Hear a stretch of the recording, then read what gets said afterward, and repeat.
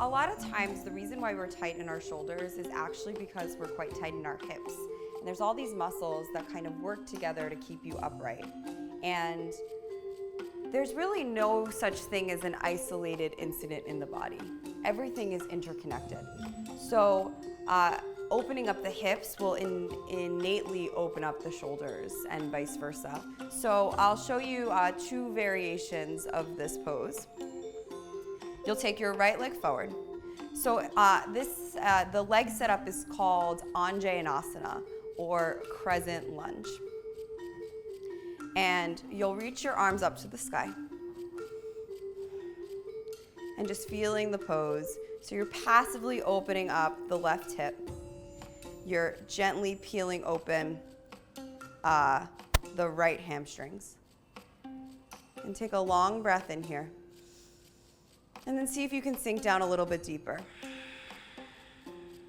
So first option, you'll take your right hand to your left wrist. Take a long breath in, and then drag your hand all the way over to the right. And then there's a tendency to lean everything into the right side body. So you want to lean more into the left, engaging the inseam of your right leg and really activating your quads. Take a long breath in and a full exhale out.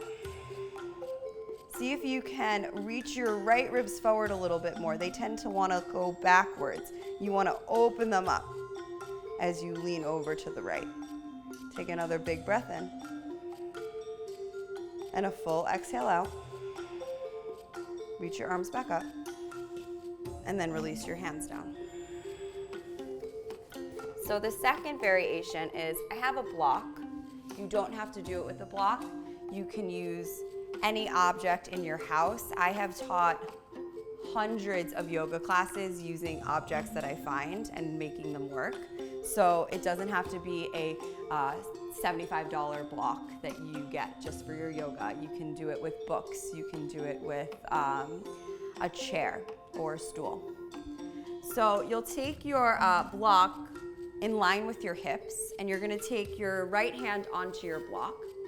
And it's really important that you press down into your block. Let your fingers be kind of passive as you press the meaty part of your palm down, because the more you can press that down, it goes really into the chest, like I was talking about in the lotus variation that we did.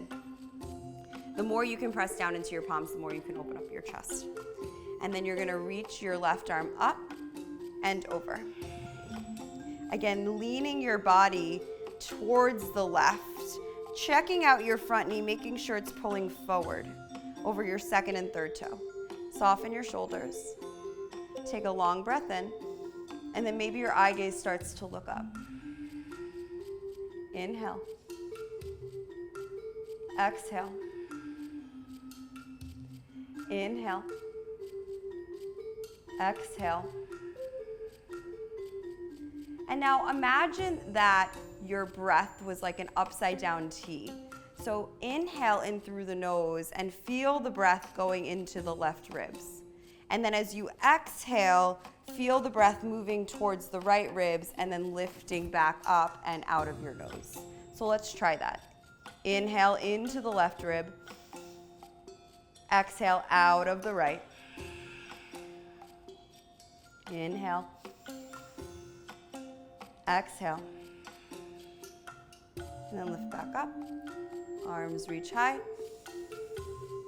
And release your hands down. Taking the time to sit for a moment and acknowledging where in the body it was that you felt that and how each side was intrinsically different from the other. The more that you can connect in and notice what parts of your body are reacting or speaking to you, then the less likely to cause injury and the more fulfillment you can find in your breath.